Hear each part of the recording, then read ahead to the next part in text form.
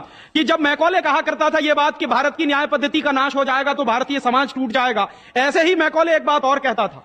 Macaulay की लिखी हुई एक चिट्ठी है मेरे पास, उसकी फोटोकॉपी। लंदन में एक लाइब्रेरी है, उसका नाम है इंडिया ऑफिस लाइब्रेरी, वहां से मैंने निकलवाई है। इंडिया ऑफिस लाइब्रेरी में से ऐसे कुछ 50,000 से ज्यादा डॉक्यूमेंट्स मैं निकाल के लाया और वहां के कई लोगों की मदद से हमने वो निकलवाए हैं। तो उनमें एक चिट्ठी है मैकॉले की, वो उसके अपने पिताजी को उसने लिखी है। जब वो यहां ऑफिसर बन के आया है तो मैकॉले क्या लिख रहा है कि भारतीय समाज को अगर बर्बाद करना है तो भारतीय न्याय पद्धति बर्बाद करो। तो वो करने के लिए उसने आईपीसी बना दिया, सीआरपीसी बना दिया, सीपीसी बना दिया और बर्बाद हुई। दूसरी बात वो कहता था कि भारतीय समाज को बर्बाद करना है तो भारतीय शिक्षण पद्धति का नाश करो। तो मैकॉले कहा करता था कि जो भारतीय शिक्षण पद्धति है, वो खुद मानता था इस बात को, यह दुनिया की सबसे ज्यादा विकसित और सबसे अच्छी पद्धति। क्या होता था, यहां गुरुकुल चलते थे, गुरुकुलों में विद्यार्थी पढ़ते थे और विद्यार्थी 20 साल तक 25 साल तक ब्रह्मचर्य का पालन करते हुए शिक्षा ग्रहण करते थे, संस्कार मिलते थे और वो संस्कार लेकर समाज में जाते थे। उन्हीं संस्कारों से संस्कृति बनती थी और वही संस्कृति भारतीय संस्कृति कहलाती थी। ऋषि थे, मुनि थे, बड़े बड़े ज्ञानी थे, महात्मा थे, वो गुरुकुलों को चलाया करते थे और सारे के सारे गुरुकुल जो चला करते थे उनमें वेदों का अध्ययन, पुराणों का अध्ययन, उपनिषदों का अध्ययन, जो भारतीय ज्ञान है, जो भारतीय मनीषा है, उन्हीं सबका अध्ययन संस्कृत के माध्यम से कराया जाता था। मैकॉले ने क्या किया कि गुरुकुलों का नाश अगर करना है तो उसने एक कानून बनाया। क्या कानून बनाया? संस्कृत में जितने विद्यालय इस देश में चलते थे हिंदुस्तान में अंग्रेजों के जमाने में, उन सबको उसने इल्लीगल घोषित किया, गैर कानूनी। और उसने प्रतिबंध लगा दिया कि संस्कृत भाषा के माध्यम से कोई भी गुरुकुल चलेगा उसको अंग्रेजी सरकार मान्यता नहीं देगी। तो मान्यता किसको देगी? अंग्रेजी के माध्यम से जो कॉन्वेंट स्कूल चलेंगे उनको अंग्रेजी सरकार मान्यता देगी। और उसके लिए बाकायदा उसने कानून बनाया। उस कानून का नाम है इंडियन एजुकेशन एक्ट। और यह इंडियन एजुकेशन एक्ट लागू हुआ 1858 में, आज से लगभग 140 साल पहले। तो 140 साल पहले जो कानून लागू हुआ था अंग्रेजों के जमाने में, वही कानून आज भी चल रहा है। उस कानून के आधार पर मैकॉले ने क्या किया? संस्कृत के माध्यम से चलने वाले गुरुकुलों को बर्बाद कर दिया, कानून बना के उनको बंद करा दिया। जो उनमें अध्यापक होते थे, गुरु होते थे, उनको मार पीट कर अंग्रेजी सरकार जेल में बंद करती थी। जो विद्यार्थी अध्ययन के लिए जाते थे उनको रोक दिया जाता था, उनका अध्ययन ना होने पाए उसके लिए समस्याएं खड़ी की जाती थी। और दूसरी तरफ कॉन्वेंट स्कूल चालू कर दिए और उसमें अंग्रेजी के माध्यम से शिक्षण देना शुरू किया। एक दिन उसने अपने बाप को चिट्ठी लिखी और इस चिट्ठी में उसने ये लिखा कि मैंने हिंदुस्तान में एक ऐसी शिक्षण पद्धति पैदा कर दी है जिसमें अगर हिंदुस्तानी विद्यार्थी पढ़ेंगे तो पढ़कर निकलने के बाद वो शरीर से हिंदुस्तानी होंगे, दिमाग से सब अंग्रेज हो जाएंगे। वो देख रहे हैं, अभी देख रहे हैं। तो शरीर से हिंदुस्तानी और दिमाग से अंग्रेज। तो मैकॉले दूसरी बात लिख रहा है उस चिट्ठी में कि जब वो शरीर से हिंदुस्तानी और दिमाग से अंग्रेज हो जाएंगे तो अंग्रेजों के हिसाब से सारे काम करेंगे। और वो विद्यार्थी जब कॉन्वेंट स्कूल में से निकलेंगे तो सबसे ज्यादा गालियां भारतीय संस्कृति को देंगे, सबसे ज्यादा गालियां अपने मां बाप को देंगे। कैसे? मॉम और डैड कह के। डैड माने होता है मरा हुआ और मम्मी माने होता है शव। इजिप्ट में आप जाइए, मिस्र एक देश है, वहां पे मम्मीज कहा जाता है किसको? मरे हुए आदमी के शव को। तो हमारी मां हो गई मम्मी, मम्मी, और पिताजी हो गए डैड। आया कहां से ये? मैकॉले ने डाल दिया हमारे दिमाग में। और मैं ये कहता हूं कि मैकॉले तो मर गया, उसका बाप भी मर गया, सब मर गए, भगवान उनकी आत्मा को शांति दे, लेकिन उसकी जो आत्मा है वो हम सब में प्रवेश कर गई है। और कैसे प्रवेश कर गई है? मैं आपको यह इतिहास की सच्चाई बता रहा हूं कि जिस जमाने में मैकॉले ने इस देश में सबसे पहला कॉन्वेंट स्कूल खोला था कलकत्ता में, वो कॉन्वेंट स्कूल चला नहीं, बंद हो गया। क्यों बंद हो गया? क्योंकि कोई भी भारतीय मां बाप अपने बच्चे को कॉन्वेंट में पढ़ाने को नहीं भेजता था। अंग्रेजों के जमाने की बात बता रहा हूं। अंग्रेज अपनी पूरी ताकत लगाकर भी इस देश में कॉन्वेंट स्कूल चला नहीं पाए, लेकिन अंग्रेजों के जाने के बाद गांव गांव में, गली गली में कॉन्वेंट स्कूल चल रहे हैं। और ऐसे मम्मी डैडी पैदा हुए हैं इस देश में जो बच्चे का जन्म लेने के पहले रजिस्ट्रेशन करवाए आते हैं कॉन्वेंट स्कूलों। कहते हैं कि अगर रजिस्ट्रेशन नहीं कराया तो एडमिशन नहीं मिलेगा। तो कॉन्वेंट स्कूल में पढ़ाना बहुत जरूरी है बच्चे को। और मैं अक्सर पूछता हूं कि काहे को पढ़ाते हैं कॉन्वेंट स्कूल में, तो कहते हैं राजीव भाई जब हमारा बच्चा कॉन्वेंट में पढ़ेगा तो बहुत स्मार्ट बन जाएगा। तो मैं पलट के पूछता हूं कि जरा बताइए स्मार्टनेस क्या होती है। तो अक्सर मां बाप मुझे जवाब देते हैं जो दिल्ली बंबई में रहते हैं कि हम बच्चे को कॉन्वेंट में इसलिए पढ़ने को भेजते हैं कि जब वो कॉन्वेंट में पढ़ेगा तो टाई लगाएगा, मोजे जूते पहनेगा, बढ़िया सूट है।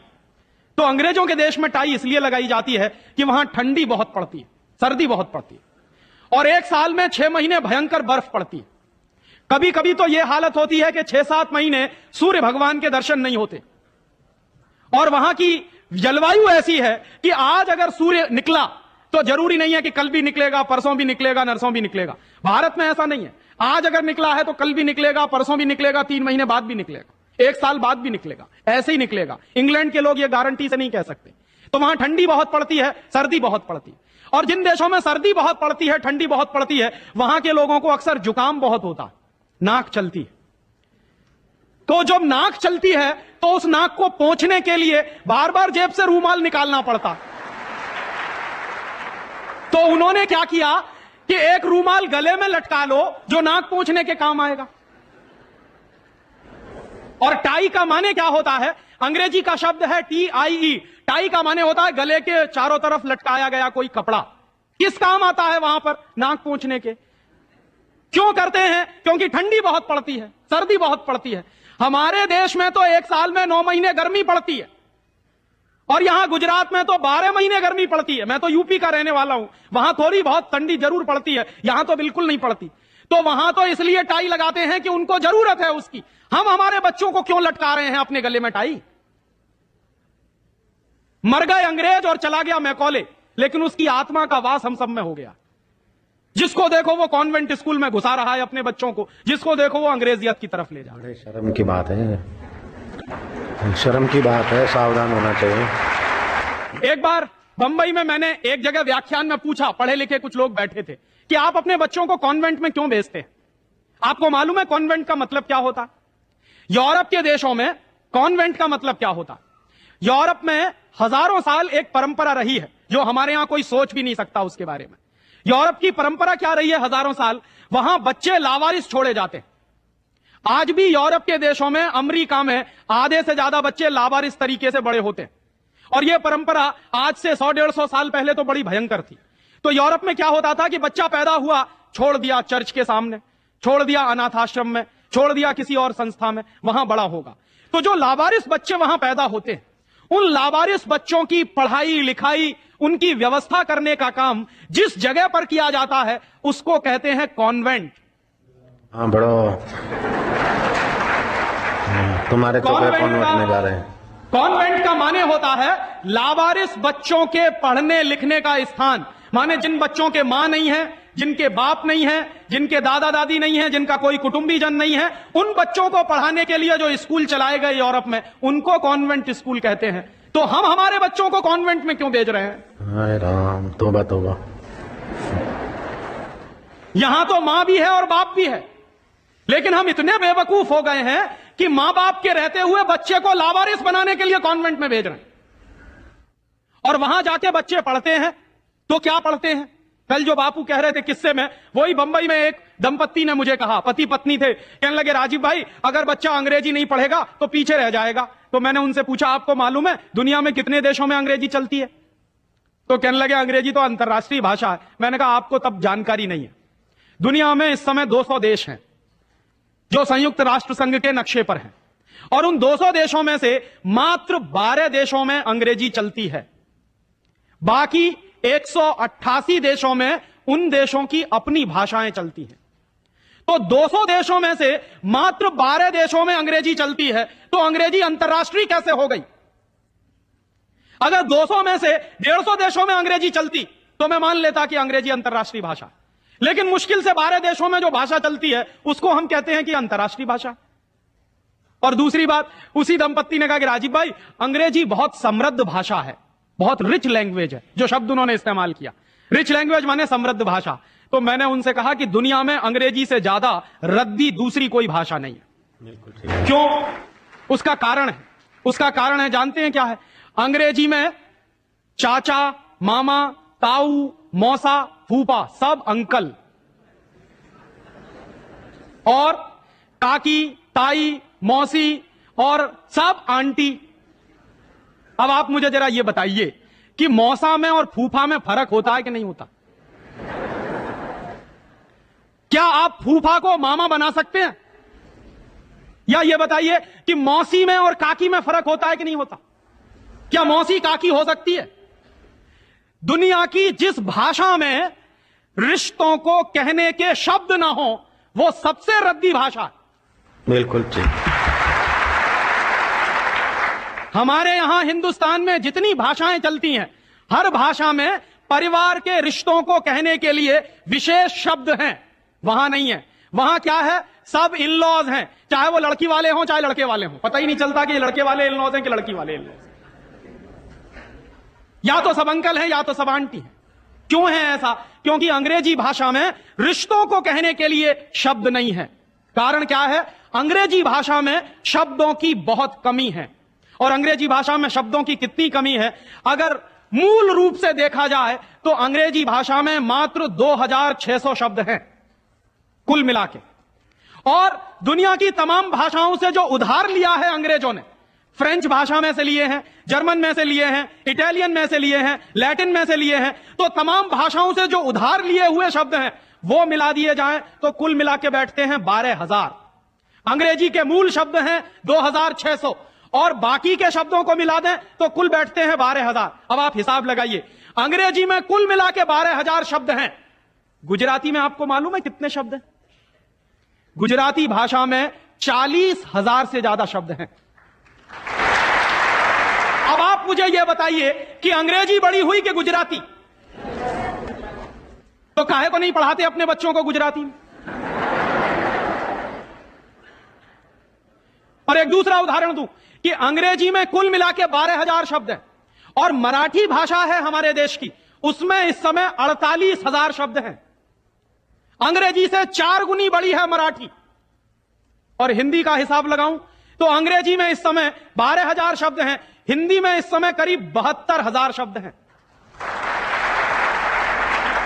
और हिंदी से एक कदम आगे चलिए, संस्कृत।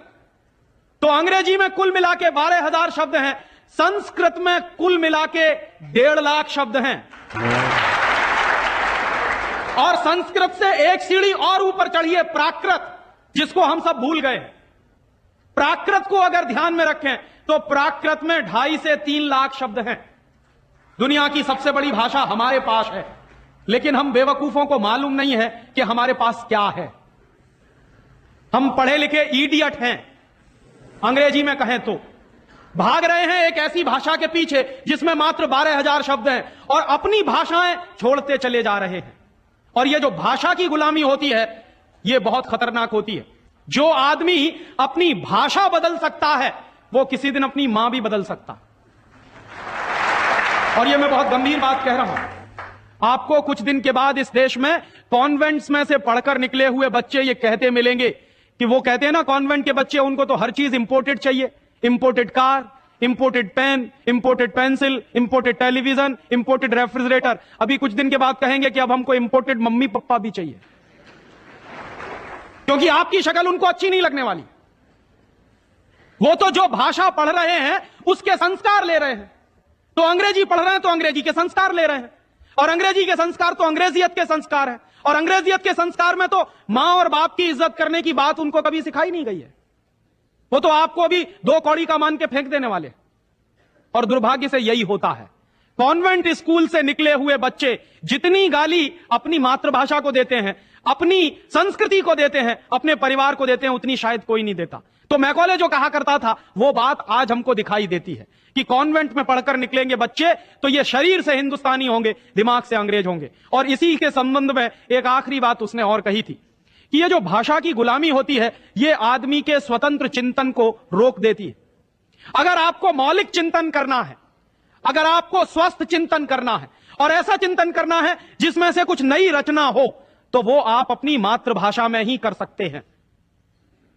दुनिया में मातृभाषा में पढ़कर बड़े बड़े वैज्ञानिक पैदा हुए हैं, हम लोग, अक्सर मैं लोगों को कहता हूं कि जो लोग कॉन्वेंट के पीछे पागल हैं, उनको मैं अभी ताजा ताजा उदाहरण देता हूं। हिंदुस्तान में एक वैज्ञानिक है, उसका नाम है डॉक्टर एपीजे कलाम। डॉक्टर एपीजे कलाम को इस साल भारत रत्न मिला है। और डॉक्टर एपीजे कलाम हिंदुस्तान के जिंदा रहने वाले वैज्ञानिकों में इस समय सबसे ऊपर के व्यक्ति हैं।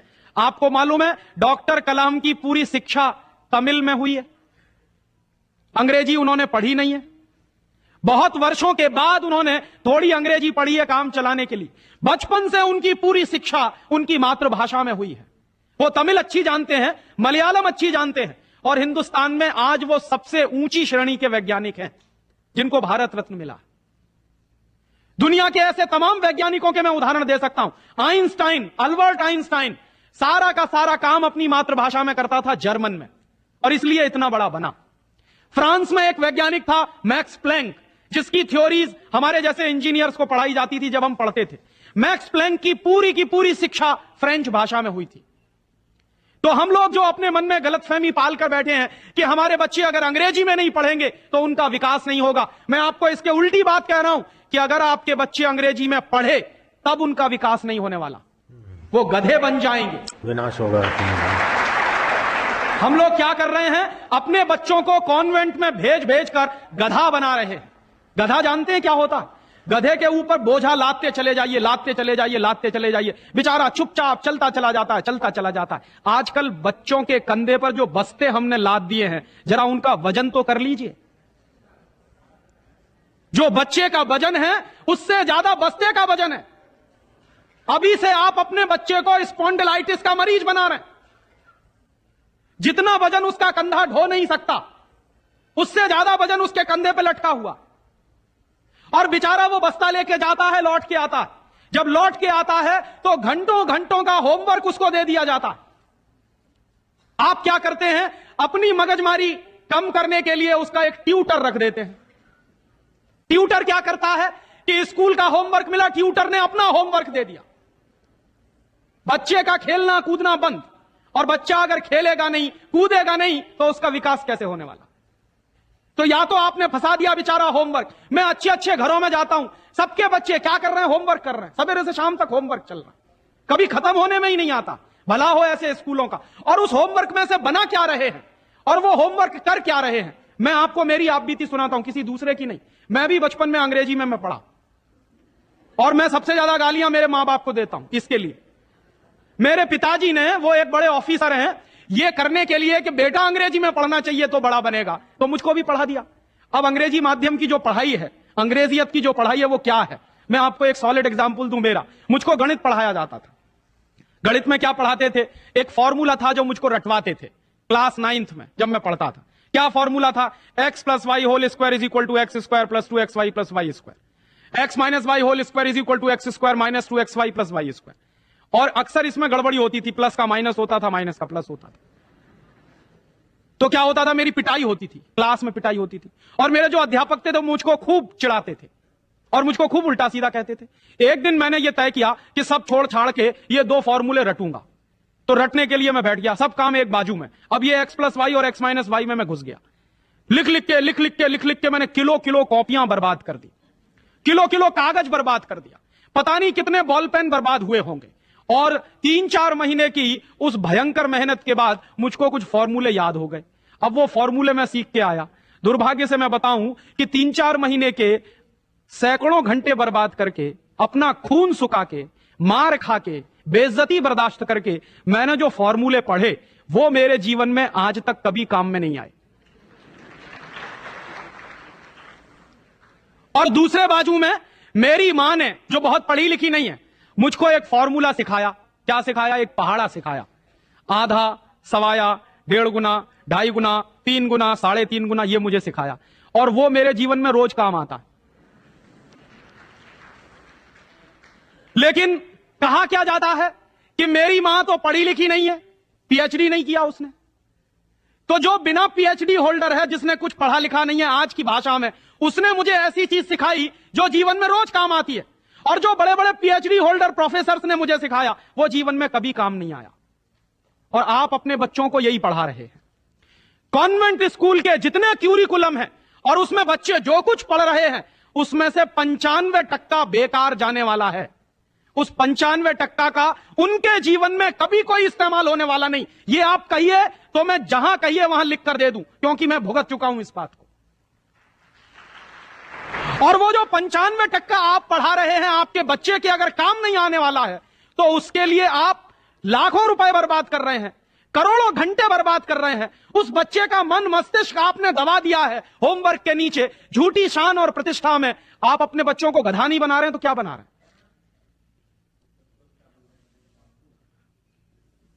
तो आप पूछेंगे क्या करें, तो मैं आपसे एक बुद्धिमानी की बात निवेदन करना चाहता हूं। वो निवेदन यह करना चाहता हूं कि जितनी जल्दी हो अपने बच्चों को इन कॉन्वेंट स्कूलों में से बाहर निकाल लीजिए। और बढ़िया बात है। ये कॉन्वेंट स्कूल में इसलिए भी भेजना बंद करिए कि भारतीय संस्कृति में पिता सिर्फ एक होता है, लेकिन कॉन्वेंट स्कूल में एक फादर भी होता है। इस बात की गंभीरता को समझिए कि भारतीय संस्कृति में पिता एक ही होता है, लेकिन कॉन्वेंट स्कूल में जब बच्चे जाते हैं तो एक दूसरा फादर भी होता है। तो पिता के साथ ये फादर कहां से आ गया? और अगर पिता के साथ फादर आ गया तो पता नहीं क्या क्या आ जाएगा आपके घर में। हां, यह मैं चेतावनी के रूप में कह रहा हूं आपसे। यह सिर्फ इशारे से समझ लीजिए कि अगर बच्चे की पढ़ाई के साथ पिता के साथ फादर आया है तो और बहुत कुछ चला आएगा आपके बच्चे के संस्कार में। और कहीं ऐसा ना हो जाए कि आपके देखते देखते आपका बच्चा क्रिश्चियन ना बन जाए, ईसाई ना बन जाए। इसलिए मैं आपसे एक निवेदन तो यह करने आया कि जितनी जल्दी हो कॉन्वेंट स्कूलों से बच्चे निकाल लीजिए। और एक दूसरा निवेदन और करने आया हूं, जितनी जल्दी हो कॉन्वेंट स्कूलों को डोनेशन देना बंद करिए। हमारा हजारों हजारों रुपए का डोनेशन कॉन्वेंट स्कूलों में जाता। एक बच्चे का एडमिशन कराना है तो वो कहेंगे बिल्डिंग फीस दे दो, वो कहेंगे डोनेशन दे दो, वो कहेंगे इसकी फीस दे दो, उसकी फीस दे दो, और रोज रोज कोई ना कोई मांग चढ़ी ही रहती है। आज फलाना डे, आज धमाका डे, आज ये ले आओ, कल वो ले आओ। बर्बादी हमारी, माने हम हमारे दुश्मन को अपना पैसा दे रहे हैं। दुनिया में ऐसे बेवकूफ लोग मैंने कहीं नहीं देखे जो अपने दुश्मन को अपने घर का पैसा देते हो। आप जानते हैं कि कॉन्वेंट स्कूलों में से निकलने वाले बच्चे भारतीय संस्कृति के विरोधी होने वाले हैं और उनको यूरोप की संस्कृति सिखाई जा रही है। उसके लिए पैसा हम खर्च कर रहे हैं अपने हाथों से। तो भगवान के लिए, भारतीय संस्कृति को बचाने के लिए अपने बच्चों को कॉन्वेंट में से बाहर निकालिए और अपने बच्चों के नाम पर ये उनको जो डोनेशन दे रहे हैं आप कॉन्वेंट स्कूलों को, वो बंद करिए। और मैं आपको पूरे विश्वास से ये कहना चाहता हूं कि आपके बच्चे अगर मातृभाषा में पढ़ेंगे तो सबसे ज्यादा विद्वान बनने की क्षमता है उनमें। और ये क्यों है? दुनिया के सारे मनोवैज्ञानिक एक ही बात पर अब पहुंचे हैं, जो बात हमारे लोग बहुत पहले से कह गए। अभी यूरोप के लोग आज उस निष्कर्ष पे पहुंचे। क्या कहते हैं? बच्चा अगर मातृभाषा में पढ़ता है तो उसको जो सुविधाएं मिलती हैं, जो फायदा होता है, वो दूसरी भाषा में नहीं मिलती। जैसे उदाहरण के लिए मैं आपको बताऊं और आप इसको प्रयोग के रूप में करिए। आपकी मातृभाषा अगर गुजराती है और आप अपने बच्चे को गुजराती में पढ़ाइए, तो कोई सवाल आप उसको दीजिए गुजराती में याद करने के लिए, जितनी जल्दी वो याद कर लेगा उस सवाल को, अगर वही सवाल आप अंग्रेजी में दीजिए उसको, तो कम से कम 6 गुना समय लगेगा उसको। अगर वो 1 घंटे में गुजराती में कोई चीज याद करेगा तो 6 घंटे लगेंगे उसको अंग्रेजी में याद करने के लिए। और अंग्रेजी में भी उसको याद नहीं होगा, वो रटेगा पोपट की तरह से। जैसे पोपट होता है ना, रट लेता है, वैसे ही रटेगा। और रटने के बाद क्या करेगा? इम्तिहान में लिख कर आएगा। इम्तिहान में लिख कर आया, उसके 2 दिन बाद पूछिए कि तुमने परसों क्या लिखा है, उसको कुछ याद नहीं। ऐसे ज्ञान का करेगा क्या वो? जो ज्ञान उसको 2 दिन भी याद न रहे, जो जानकारी उसको 2 दिन भी याद नहीं रहने वाली, उस जानकारी का वो अपने जीवन में करने वाला क्या है? और इसके दूसरी तरफ आप ये करके देख लीजिए, छोटी छोटी कहानी, छोटे छोटे किस्से, छोटी छोटी कथाओं के माध्यम से, मातृभाषा के माध्यम से आप उसको कोई बात सिखा दीजिए, वर्षों वर्षों जिंदगी भर उसको वो बात याद रहेगी। मुझे भी याद है, मेरी दादी मां ने कहानी के माध्यम से जो संस्कार मुझ में दिए हैं वो अभी भी मुझे याद है। लेकिन मेरे स्कूल में जो संस्कार मुझे दिए गए वो मैं भूल चुका हूं, क्योंकि विदेशी भाषा में मैंने लिए। तो ये खराब होता। और एक इसी के साथ एक आखिरी निवेदन कि अंग्रेजों ने जिस तरह से बर्बाद किया है भारतीय समाज को, कम से कम अब अगर हमको ये चेतना आती है तो इसको हम बचाएं। मुझे लगता है कि सबसे बड़ा काम और सबसे पहला काम कॉन्वेंट स्कूलों के बंद कराने का, और वो हम सब मिलकर ही कर सकते हैं, अकेला कोई नहीं करेगा। अगर हम सब कॉन्वेंट स्कूलों का बहिष्कार करने का संकल्प ले लें तो फिर से नए गुरुकुल खड़े हो सकते हैं। जो दान आप कॉन्वेंट स्कूलों को देते हैं, वो दान अगर गुरुकुलों को मिलना शुरू हो जाए तो गुरुकुल चलने भी शुरू हो जाएंगे, उनको प्रतिष्ठा भी मिल जाएगी, उनको सम्मान भी मिल जाएगा। अगर हमारी गलती से बर्बादी आई है तो वो गलती आज हम सुधार लें। और ऐसे ही एक दूसरी आखिरी बात कि अंग्रेजियत हमारे मन में बहुत गहरे घुस गई है, और ये अंग्रेजियत जो होती है बहुत खराब होती है। कई बार मैं कहता हूं कि अंग्रेजी भाषा से ज्यादा खतरनाक है अंग्रेजियत। महात्मा गांधी अक्सर ये कहा करते थे कि अंग्रेज चाहें तो रहें, लेकिन अंग्रेजियत जानी चाहिए। ये अंग्रेजियत क्या है? हमारे सबके घरों में, सबके मन में एक तरह का लालच बैठ गया है। हर एक आदमी को इस देश में इंपोर्टेड माल चाहिए, विदेशी कंपनी का माल। किसी भी साधारण से साधारण बच्चे को कहो कि देखो मेरे पास इंपोर्टेड पेन है, तुरंत हाथ फैला देगा, लाओ दे दो। वो बच्चा चाहे जितना पढ़ा लिखा हो, माने इंपोर्टेड के नाम पर भीख मांगने में भी शर्म नहीं आती। उसी बच्चे को आप कहिए कि भगवान का प्रसाद है तो हाथ पीछे खींच लेगा, इंपोर्टेड पेन है तो तुरंत हाथ फैला देगा। गुलामी इतने गहरे बैठ गई। और ये जो इंपोर्टेड माल की गुलामी होती है, इसी गुलामी ने हमारे देश को बर्बाद किया है। अंग्रेजों के जमाने में इस देश में अंग्रेजों का माल बिकता था इसलिए कि अंग्रेजों की गुलामी चलती थी, इसलिए क्योंकि अंग्रेजों की कंपनियां यहां चलती थी। दुर्भाग्य से आज वही फिर हो गया है। गांव गांव में परदेशी कंपनियां घुस गई हैं, परदेशी कंपनियों का माल घुस गया है। हम सबके घरों में परदेशी कंपनियों का माल आता है। सवेरे से लेके